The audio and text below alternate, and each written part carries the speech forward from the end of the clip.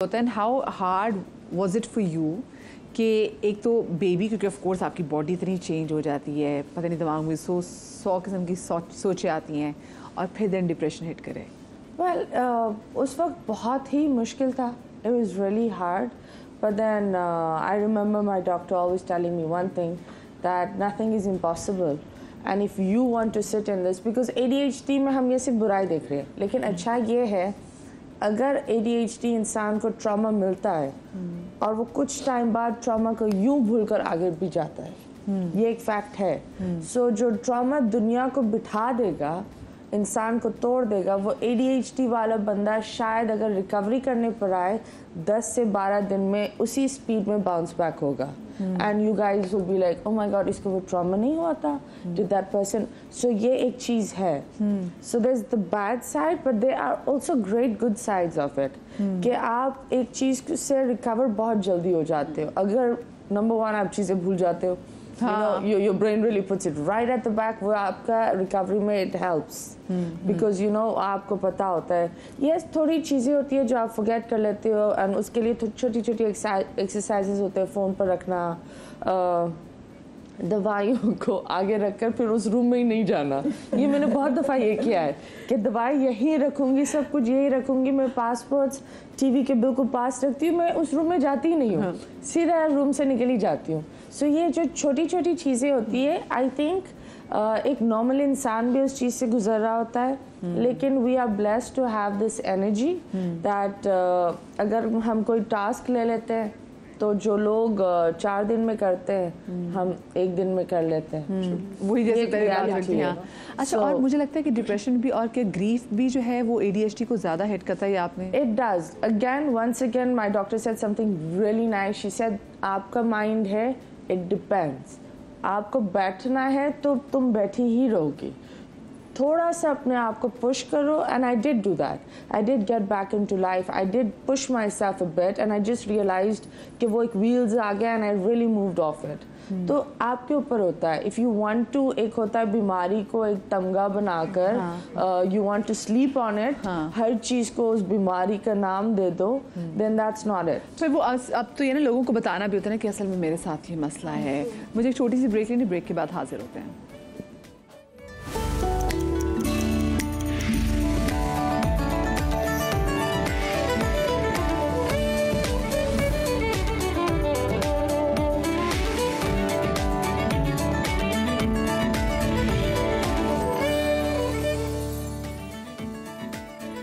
जी, break के बाद आपको हम एक बार फिर से खुश आमदीद कहते हैं. ADHD के वाले से बात कर रहे हैं, ऑटिज़म के वाले से बात कर रहे हैं.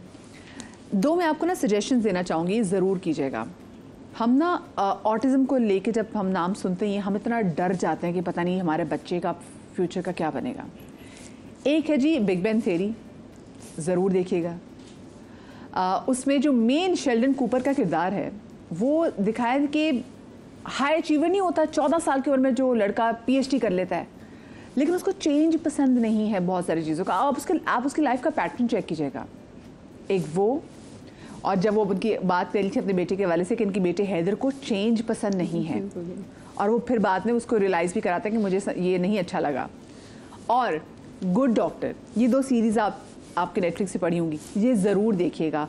वो इतना बेहतरीन डॉक्टर होता है और वो ऑटिस्टिक होता है, और कुछ चीज़ें ऐसी होती हैं जैसे इसको लाइट का फ्लैश करना उसको ट्रिगर करता है, ऊंची आवाज़ उसको ट्रिगर करती है, शोर उसको ट्रिगर करता है, उसको टच प्रॉब्लम है कि वो दिखाते हैं उसके आगे शादी भी होती है, लेकिन वो एक रोबोटिक टाइप की उसकी मोहब्बत होती है, बट हाई अचीवर होता है. सो ज़रूर देखिएगा ताकि आप लोग परेशान ना. एक चीज़ जो आपको शायद आइडिया नहीं कि आपका बच्चा अगर घर में आपको मार भी रहा है या घर में आके चीख भी रहा है, तो उसकी बड़ी वजह ये भी होती है कि कुछ बच्चे स्लो लर्नर्स होते हैं. हर बच्चा इतना स्मार्ट नहीं होता. मैं चीज़ों को कितनी जल्दी लर्न करती हूँ, ये कितनी जल्दी लर्न करती हैं, हमारा कितनी जल्दी लर्न करती हैं, मतीरा कितनी जल्दी लर्न करती है, बड़ा फ़र्क है. हर बंदे की अपनी दिमाग की कैपेसिटी है. लेकिन आप बुली अगर आप हो रहे हैं तो वो बुली जो आप, ये मुझे बताएं, ये कितना ऐड कर देता है, ये कितना एग्रीवेट कर देता है चीज़ों को. इसके लिए मैं आपको सिर्फ सिंपल ये कहूँ कि मेरे पास काउंसलिंग के लिए जब बच्चे और एडल्ट्स आते हैं तो I got 2 teens who were on the urge of suicides. Why? Because they were being bullied. एक स्कूल गोइंग था, राइट, 9th ग्रेड दैट वो वन, और दूसरा जो था यूनिवर्सिटी में था। एंड बुलिंग की रीज़न क्या थी? मे बी बच्चा स्टैटर करता था, ठीक है, ओ ये हाँ सही है। एक the other child was bullying by his own sibling.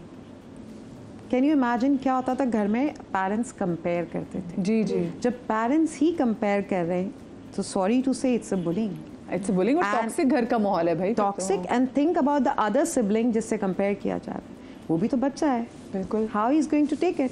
He is going to think that I am the king of the house.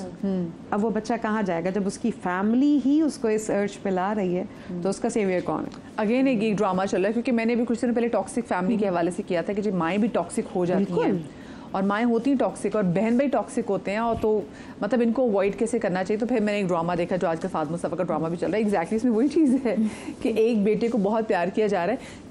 आप स्कूल्स में क्या कर रहे हैं बुली कि बच्चा बुली ना हो, इसको रोकने के लिए?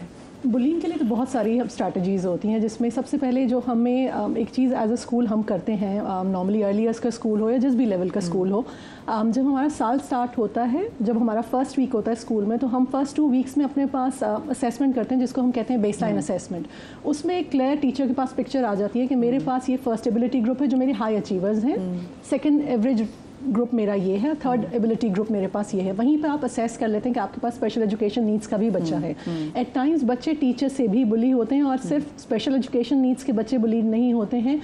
नॉर्मल जो हमारा लो अचीवर है उसको भी टीचर्स कहती हैं इसे कुछ नहीं आता, ये कोई जवाब ही नहीं देता। इवन जब हम सर्कल टाइम ले रहे होते हैं, वाली टर्म है ना, मैं कुछ नहीं आता, जब भी सवाल पूछो ये इनकी तरफ से जवाब नहीं आता। तो एट टाइम्स आप स्टूडेंट्स तो करते हैं, लेकिन स्कूल स्टाफ भी करता है, जस्ट बिकॉज कि उनको प्रॉपर ट्रेनिंग नहीं मिली होती, उन्हें नहीं पता होता कि इन बच्चों के लिए क्या इंस्ट्रक्शनल स्ट्रैटेजीज यूज। वही बच्चा होगा जो लाइक बच्चा होगा। एग्जैक्टली। सो वहाँ पे बच्चे भी होते हैं, और टीचर्स की ट्रेनिंग कितनी हुई है, उनको कितना पता है कि अगर आपके पास लो अचीवर है या आपके पास लो अचीवर है, स्पेशल एजुकेशन नीड्स का बच्चा है, तो उसकी इंस्ट्रक्शनल स्ट्रैटेजीज क्या होनी चाहिए हैं, उसके लिए क्या इंडिविजुअल एजुकेशन प्लान बनाना चाहिए। टीचर्स को एक चीज़ बहुत इंपॉर्टेंट है, लर्निंग स्टाइल समझने की ज़रूरत है कि क्या ये ऑडिटरी लर्नर है, क्या ये विजुअल लर्नर है, या इसको किनेस्थेटिक लर्नर है, because they are some children those who are activity based learners.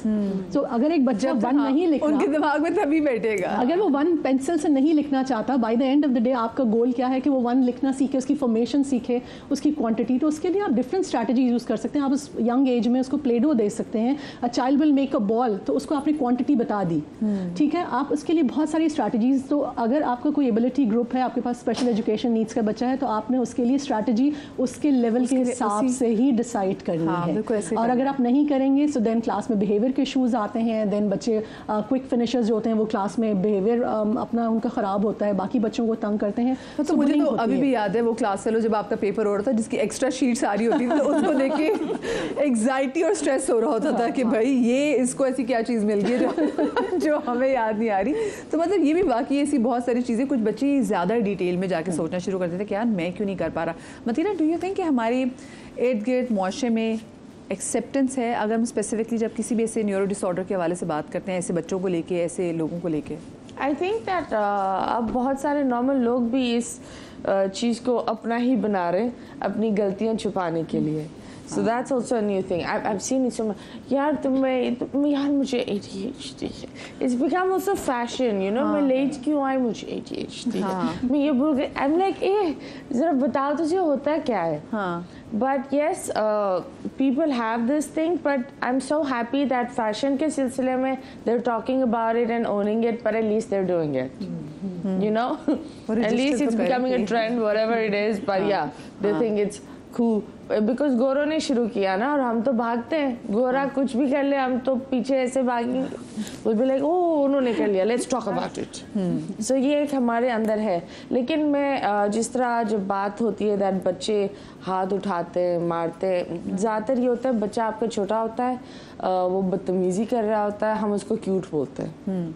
वो किसी को थप्पड़ मार दे, माँ को मारे होते हैं, गाली कर दे, हम उसको क्यूट कर बोलते हैं। अब वो 5-6 साल 8-9 साल में उसको दिमाग में वही एक चीज़ है, because the kid is a computer till the age of 4-5। मतीरा, आपने गाली की बात की, लोग मैंने देखा है बच्चों को गालियाँ सिखाते हैं। अब छोटा सा बच्चा तोतले अंदाज में वो कितना स्वीट लग रहा है, ये लग रहा है, बच्चे को लगता है मैं जबरदस्त चीज कर रहा हूँ, ये करना है। So that's what I'm saying. वो जो ये वाला जो zone होता है ना, आपको पता नहीं होता आपके बच्चे के अंदर क्या मसला है, and it's also very hard to pinpoint. So please इस पूरे time में आप अपने बच्चों को जितना calm रहना सिखाओ उतना ही बेहतर है, क्योंकि if they're normal it's also good, but God forbid if they have autistic or ADHD क्या होता है, then माँ बाप ही उसके दुश्मन होते हैं, क्योंकि they have functioned the kid in a very negative way.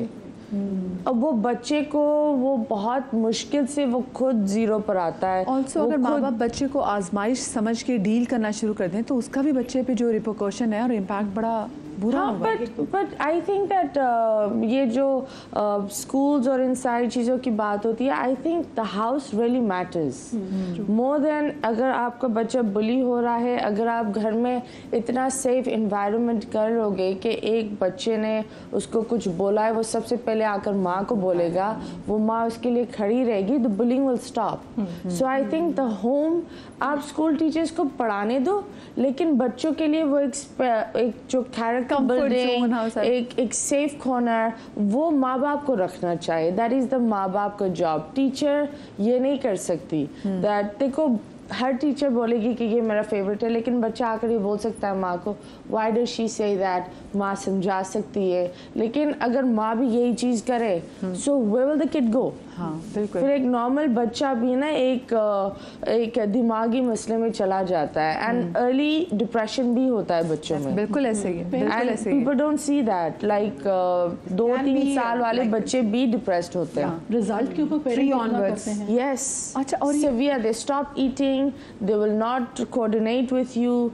They will have a hyper बदतमीजी, like आपके तरफ aggression दिखाएंगे, तो वो भी होता है. So your kid at the age of 3, 4, 5 can get depressed. लेकिन इसका मतलब है 3-4 साल बच्चे को डिप्रेशन हो रहा है तो माँ बाप कुछ गलत कर रहे हैं. और माँ बाप ऐसा क्या गलत कर रहे हैं, जरा मैं चाहती हूँ वो भी बताएं कि वो क्यों जा रहा है. देखिए पेरेंट्स का समटाइम्स, अभी मैं कहूँगी सॉरी बट फैमिली डायनामिक्स पे भी बहुत फ़र्क पड़ता है. सही है, माँ is busy all the time, joint family है, इसको भी खुश रखना है, सॉरी इसको भी खुश रखना है. ये लेट्स से आपका एक बच्चा न्यूरो डाइवर्स है, एक न्यूरो टिपिकल है, ऑटोमेटिकली आप न्यूरो डाइवर्स की तरफ अगर लाइक स्पेक्ट्रम पे है या ADHD या कोई भी और चैलेंज है तो और न्यूरोटिपिकल जैसे हम है ना, हम जो हमें लगता है हम नॉर्मल है, ये हमें लगता है हालांकि एक्चुअली हम लोग अब नॉर्मल है. हमें लगता है हम नॉर्मल है. सो अब यहाँ से भी ये चीज़ शुरू हो जाती है बच्चे पे. तो क्या हुआ आपका, कभी कभी ये भी होता है आप या तो इग्नोर कर रहे होते अपने स्पेशल बच्चे को या उसको एक्स्ट्राऑर्डिनरी केयर दे रहे होते हो. हम अनफॉर्चुनेटली समटाइम बैलेंस नहीं कर पाते. तो जो इग्नोर हुआ वो डिप्रेशन की तरफ जाता है. And yes, early age depression is there. And one more thing, आप जो बुलिंग की बात कर रहे थे, अक्टूबर का मंथ जो है बुलिंग वर्ल्ड वाइड मनाया जाता है, ठीक है. So we are very close to that. So I am working at learning lab as a director. और लास्ट टाइम हमने एक इवेंट किए थे, 3 इवेंट्स किए थे. कैन यू बिलीव मी, मेरे पास 60+ ईयर्स की लेडीज़ भी थी जो अपने चाइल्डहुड ट्रॉमा को लेकर आई थी just because of the bullying. Maybe it can be by in-laws, mother, parent, husband, siblings, friends.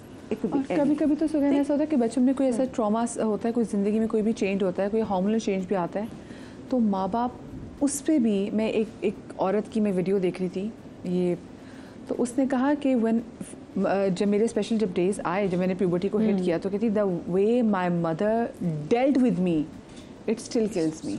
और मैं अभी भी रोती हूँ, मेरी माँ ने मुझसे कैसे बात की थी. वो खुद 60 साल की औरत थी और वो बात करते करते फिर रोने लग गई. मतलब एक तो वो ऑलरेडी वो उसने कहा कि एक ऐसा टाइम जिसमें बच्ची को ख्याल रखने का टाइम होता है, आप उसको कंफर्ट दो, आप उसको गर्म दूध दो, आप उसका ख्याल रखो, आप उससे कहो तुम लेट जाओ, इट्स नॉर्मल. उस टाइम पे मेरी माँ ने मुझे गालियाँ दी.